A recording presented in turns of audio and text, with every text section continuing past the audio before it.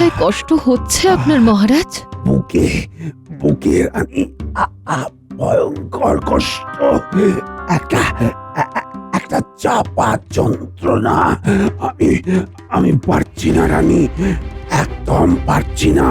মহারাজ, এখানে আপনাকে কোনো সান্ত্বনা দেব না, কেননা এই যন্ত্রণা আপনি স্বেচ্ছায় ডেকে এনেছেন মহারাজ।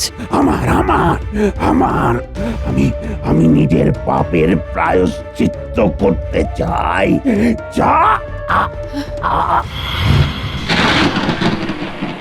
মহারাজ, কি হলো মহারাজ? সারাদিন মহারাজ, কি হলো মহারাজ? এ কি, মহারাজ তো জ্ঞান হারিয়েছেন। দাসী, দাসী!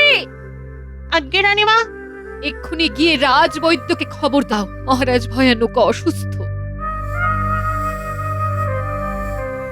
তুমি কোথায় গেলে গোপাল? ওহ, অভিমান করে দূরে চলে গেলে। আজ তোমাকে আমাদের খুব প্রয়োজন গোপাল, খুব প্রয়োজন। কৃষ্ণনগরের খুব প্রয়োজন। তুমি কোথায় গোপাল, কোথায়?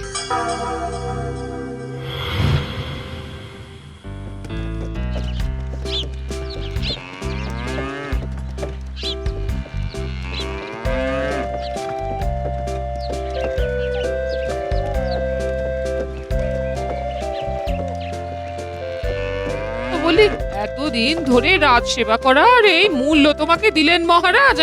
আহা, চুপ করো গিন্নি, আমরা এখনো কৃষ্ণনগরের সীমা অতিক্রম করিনি। রাখো তোমার কথা। না না গিন্নি, আমি মহারাজের কোনো দোষ দেখি না। জানো তো, একটা কথা আছে, দশচক্রে ভগবানও ভূত হয়, এটাও ঠিক সেই রকম, বুঝলে? মহারাজ নিজের ভুল ঠিক বুঝতে পারবেন গিন্নি। তখন অনেক দেরি হয়ে যাবে। হ্যাঁ, না না, দেরি কিছুই না। মহারাজ আমাকে ডাকলে আমি আবার ঠিক যাব, এটা তুমি ঠিক বুঝবে না গিন্নি। এটাকে বলে দেশভক্তি, বুঝলে? যদি আমি খবর পাই যে আমার দেশ সংকটে, মহারাজ সংকটে, তখন আমি আমার বুদ্ধি নিয়ে মহারাজকে উদ্ধার করতে ঠিক আসবো। এটা আমার কর্তব্য গিন্নি।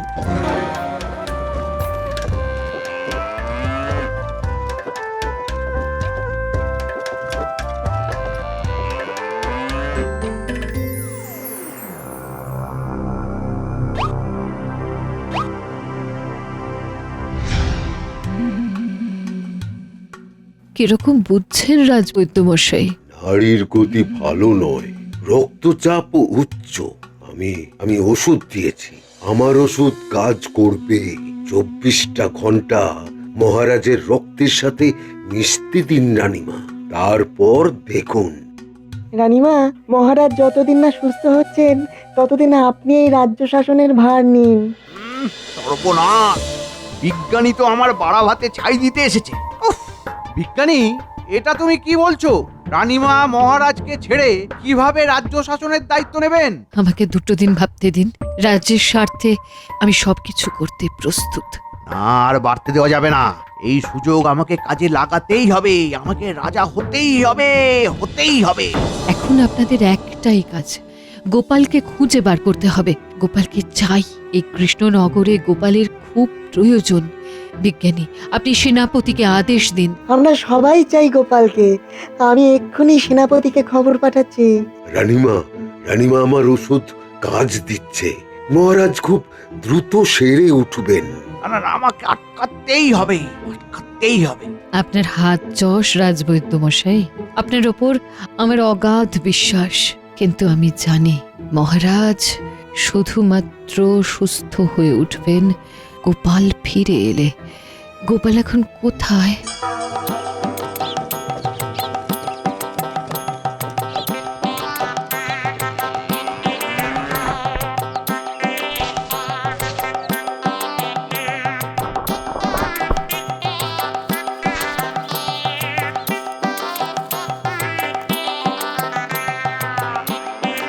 চলো, কয়েকদিন জামাই বাড়িতে আদর খাও।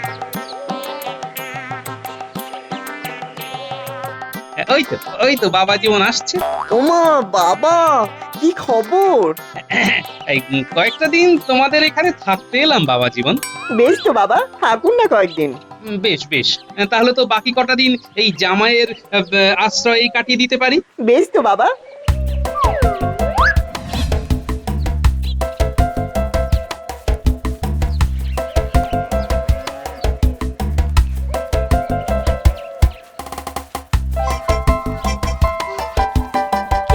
আশ্চর্য, আজ সকালেই তোমাদের কথা বলছিলাম আর দেখো তোমরাই চলে এলে।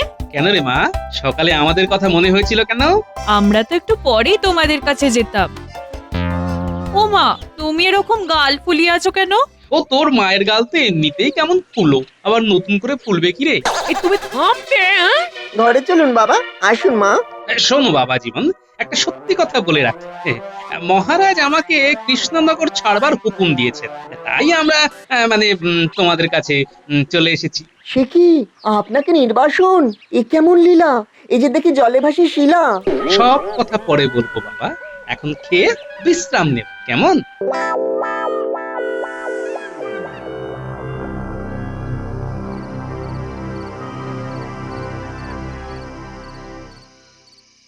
একটা দারুণ সুযোগ এসেছে, এই সুযোগকে কিছুতেই হাতছাড়া করা যাবে না। মহারাজকে আর মহারানীকে গৃহবন্দী করতে হবে। আমরা এইসব কাজ করতে ওস্তাদ, আমাদের সুযোগ দিয়ে একবার দেখুন বটা ঘটা কি ঘটনা ঘটাতে পারে। বটা ঘটা থাকতে আপনার চিন্তা কিসের? সেনাপতিকে হাত করুন, রাজ জ্যোতিষীকে হাত করুন। বিজ্ঞানীকে রাজসভা থেকে সরাতে হবে। রানীমা বিজ্ঞানীকে দায়িত্ব দিয়েছেন গোপালকে ফিরিয়ে নিয়ে আসার জন্য। তাহলে আজ বিজ্ঞানীর বাড়ি গিয়ে একটু হেসে দেব। ভূতের হাসি হেসে দিয়ে আসবো। শোন, তোরা যা ভাবছিস সে খুব সহজ নয়। বিজ্ঞানী ভীতু নয়, ও খুব কঠিন ধাতের মানুষ। গোপালকে যেভাবে কৃষ্ণনগর ছাড়িয়েছেন ঠিক সেইভাবে বিজ্ঞানীকে তাড়ানো যাবে না? না না না না, এক ওষুধ সব রোগে লাগে না, বিভিন্ন রোগের বিভিন্ন ওষুধ। আজ রাতটা একটু ভাবি, কাল সব জানাবো। আমার প্রথম কাজ হবে সেনাপতিটাকে হাত করা। সেনাপতিকে হাত করা। প্রহরী, রানীমার সাথে দেখা করতে চাই। আপনি একটু অপেক্ষা করুন বিজ্ঞানী, আমি খবর পাঠাচ্ছি। দাসে দাসে, রানীমাকে গিয়ে খবর দাও, বিজ্ঞানী রানীমার সঙ্গে দেখা করতে চান। আমি এক্ষুনি খবর দিচ্ছি।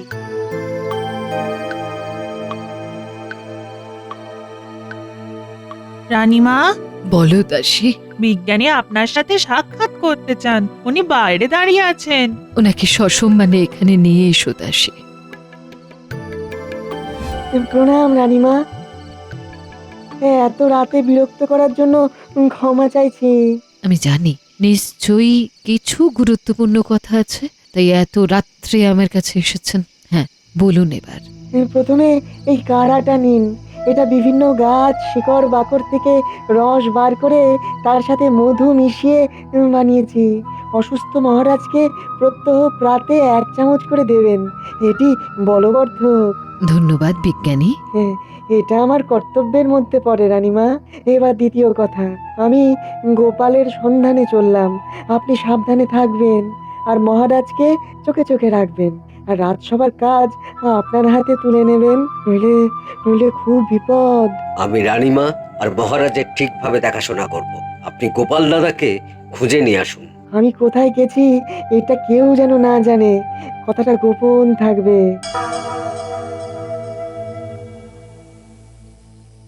এবার বলুন বাবা, ঘটনাটা কি?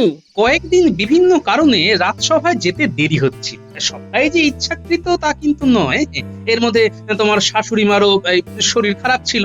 হ্যাঁ, আমি এর মধ্যে বেশ কিছুদিন ভুগেছি। হ্যাঁ, এর মধ্যে আমার একটু অর্থের প্রয়োজন হয়েছিল, তা মহারাজকে বলতেই। আচ্ছা গোপাল, তোমার কি এত অর্থের প্রয়োজন? সব সময় হাত পেতেই রেখেছো।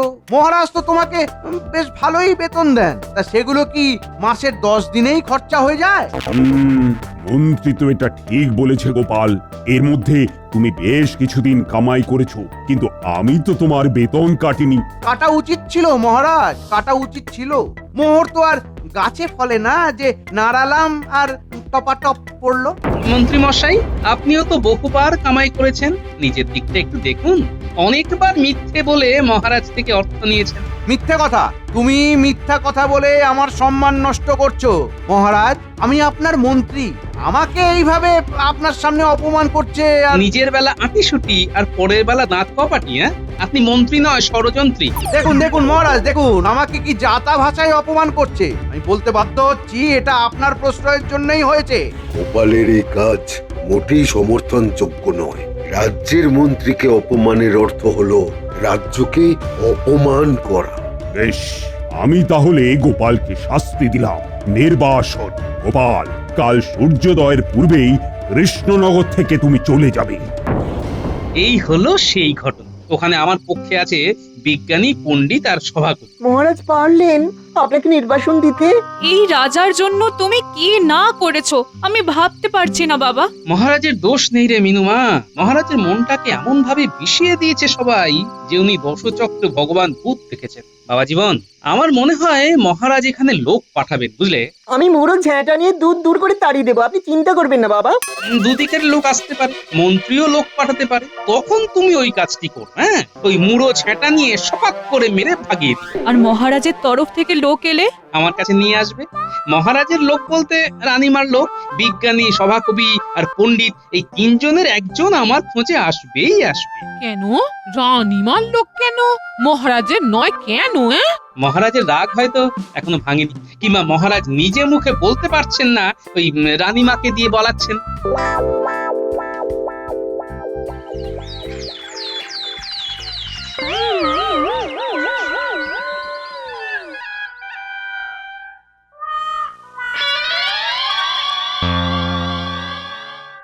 আজ থেকে মহারাজের এই জুতো আমি সিংহাসনের সামনে রেখে রাজকার্য পরিচালনা করব। সাধু সাধু, মহারাজের প্রতি কি অসাধারণ ভক্তি! ভক্তির পরকাষ্ঠা। রং দেখি আর বাঁচি না, কতই রং দেখালি প্রতি অম্বলে দিলি আদা। উপরওয়ালা দেখছে, সময় সব বুঝবে মন্ত্রী দাদা। এই আমি মহারাজের জুতো সিংহাসনের সামনে রাখলাম। প্রহরী, মহারাজের নামে জয়ধ্বনি দাও। জয় মহারাজ কৃষ্ণচন্দ্রের জয়, জয় মহারাজ কৃষ্ণচন্দ্রের জয়, জয় মহারাজ কৃষ্ণচন্দ্রের জয়। মহারাজ যতদিন না সুস্থ হচ্ছেন ততদিন আমি এইভাবে রাজ্য শাসন করব। আমি সেনাপতি, রাজবৈদ্য আর রাজজ্যোতিষীর অনুমতি নিয়ে ভগবানকে আমার সহকারী নিযুক্ত করলাম। আমি এই প্রস্তাব সমর্থন করলাম। ভগবান, তুমি এখন থেকে আমার মন্ত্রী। ধন্যবাদ রাজামশাই, ধন্যবাদ। ওরে, রাজা নয়, রাজা নয়, আমি হলাম রাজার সেবক। এই তো মহারাজ সিংহাসনে বিরাজমান। এই তো বিরাজমান। মন্ত্রী মশাই, মহারাজের শরীর এখন কেমন আছে? রাজবৈদ্য, মহারাজের শারীরিক অবস্থার কথা জানতে চাইছে আমাদের পণ্ডিত, বলে দাও। অবস্থার সঙ্গে একটা অনুরোধ, মহারাজকে এখন কেউ দেখতে যাবেন না। ওনাকে বিরক্ত করা ঠিক নয়। আমি 24 ঘন্টা ওনার ওপর নজর রাখছি। তার মানে মহারাজ আর রানীমা নজরবন্দি। আজ বিজ্ঞানী অনুপস্থিত। মহারাজ সুস্থ হয়ে না আসা পর্যন্ত বিজ্ঞানীকে আমার সভায় কোনো প্রয়োজন নেই। আর একটা ঘোষণা আছে, আমি গোপালের পরিবর্তে বটা আর ঘটাকে আমাদের মনোরঞ্জন করার জন্য নিয়োগ করলাম। কারো কোনো আপত্তি নেই, থাকার কথাও নয়। বটা ঘটা, যাও যাও, তোমাদের আসন গ্রহণ করে নাও, যাও। ওরে, মন্ত্রী মশাই এখন আমাদের তুমি তুমি করছে। আমাদের সম্মান আজ থেকে বেড়ে গেছে। তোমাদের দুজনের কাজ আমাদের মনোরঞ্জন করা। আমরা খুব হাসতে পারি। এই সভাকবি, আমাদের নিয়ে একটা কবিতা লেখো তো। কলম আমার আটকে গেছে জোড়া বানর দেখে। কবিতা তোমায় ছুটি দিলাম চুন কালি মেখে। মন্ত্রী মশাই, আমি আজ থেকেই রাজসভা পরিত্যাগ করলাম। আমিও। চলো চলো সভাকবি।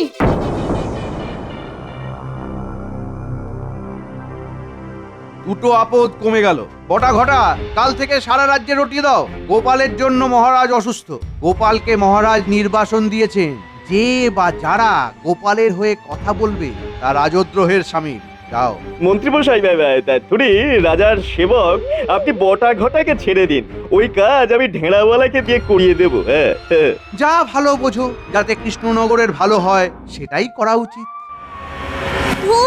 ভালো লাগছে না। গোপাল দাদু কোথায় যে গেল কে জানে। কোনো খবর না দিয়ে গোপাল দাদু কোথায় গেল? এরকম তো কোনোদিন হয় না। আমার তো মনে হয় গোপাল দাদু কোনো বিপদে পড়েছে, এইরকম তো হয় না। শুনুন শুনুন শুনুন, মহারাজ গোপালকে নির্বাসিত করেছেন। যে বা যারা গোপালের হয়ে কথা বলবে তারা রাজদ্রোহী, কথাটা মনে রাখবেন। শুনুন শুনুন শুনুন। কি বলছে? মহারাজ গোপাল দাদুকে নির্বাসন করেছে? গোপাল দাদুর অপরাধ? এবার আমরা কি করব? বুঝলি পুটি, এ কিন্তু ওই বাজে মন্ত্রী মশাইয়ের কাজ, আমি বলে দিচ্ছি, তো দেখিস। গোপাল দাদু আমাদের একা রেখে কোথায় গেলে? শোন, কেঁদে আর মন খারাপ করে কোনো লাভ নেই। আমাদের কিছু একটা করতে হবে। কি করবি? আমরা কি করতে পারি? আমরা তো ছোট। আমরা মহারাজের কাছে যাব না, আমরা এখন বিজ্ঞানী দাদুর কাছে যাব। সেই ভালো, চল।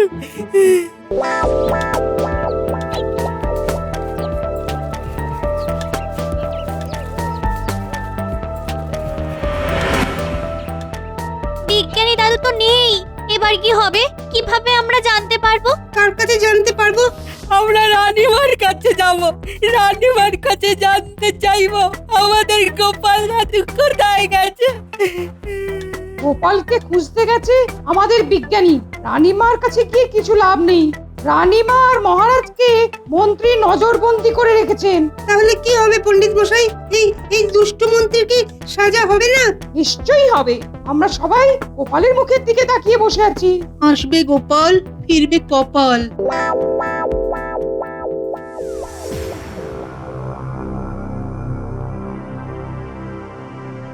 জাহাপানা, খবর আছে। বলো কি খবর? আমার কাছে খবর আছে, গোপালকে মহারাজ নির্বাসিত করেছেন। গোপাল এখন কৃষ্ণনগরে নেই। কি বলছো তুমি গুপ্তচর? তাহলে গোপাল এখন কোথায়? এই খবরটা আমার কাছে নেই জাহাপনা। একটা কথা শুনেছি, মহারাজ অসুস্থ। কি বলছো তুমি? আমি তো বিশ্বাসই করতে পারছি না। গুপ্তচর, সঠিক খবর আমার চাই।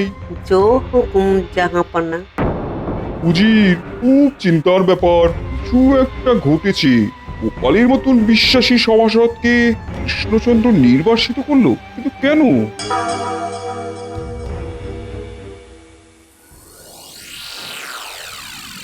আমি জানতাম যে তুমি তোমার মেয়ের বাড়িতে আসবে। আমি আর কোথায় যাব বিজ্ঞানী?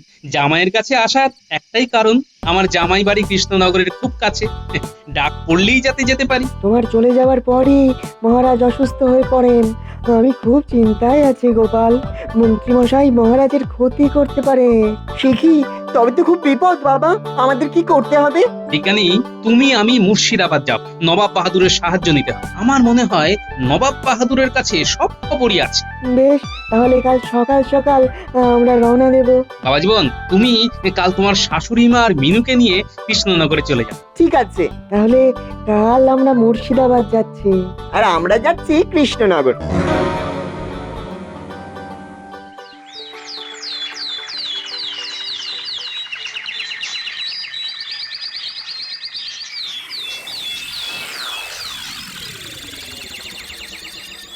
আজ যদি কিছু খবর না পাই, কাল আমরা কৃষ্ণনগরে যাব। বিষয়টা নিয়ে আমার কিন্তু খুব চিন্তা হচ্ছে, বিশেষ করে গোপালের জন্যে। আচ্ছা জাহাপানা, এটা ওই মন্ত্রীর কোনো কারসাজি নয় তো? হতে পারে, এটা তো আমার মাথায় আসেনি। নবাব বাহাদুরের জয় হোক। কি গোপাল, তুমি এখানে? তোমাকে কৃষ্ণচন্দ্র নির্বাসিত করেছে? আস্তে আস্তে নবাব বাহাদুর, আমি একটা একটা করে আপনার প্রশ্নের উত্তর দিই। আপনার প্রথম প্রশ্ন, আমি এখানে কেন? এক কথায় উত্তর, আপনার সাহায্য নিয়ে মহারাজ আর রানীমাকে উদ্ধার করব। এই ব্যাপারটা নিয়ে একটু আগেই আমাদের মধ্যে আলোচনা হয়েছে। নবাব বাহাদুর, আমাদের হাতে সময় কিন্তু বেশি নেই। কালকের মধ্যে মন্ত্রীকে গ্রেফতার করতে হবে আর মহারাজকে আবার তার সিংহাসনে বসাতে হবে। ঠিক আছে ঠিক আছে, আমি দুধ পাঠিয়ে দিচ্ছি। কাল ওই বজ্জাত মন্ত্রীর দফা রফা করবো। উজির, দুধকে পাঠিয়ে দাও, তারপর দেখছি কত ধানে কত চাল। আমি এক্ষুনি পাঠাচ্ছি জাহাপানা। নাও নাও নাও নাও, তোমরা দুজনেই এখন বিশ্রাম নাও, কাল সকালেই আমরা যাত্রা করব।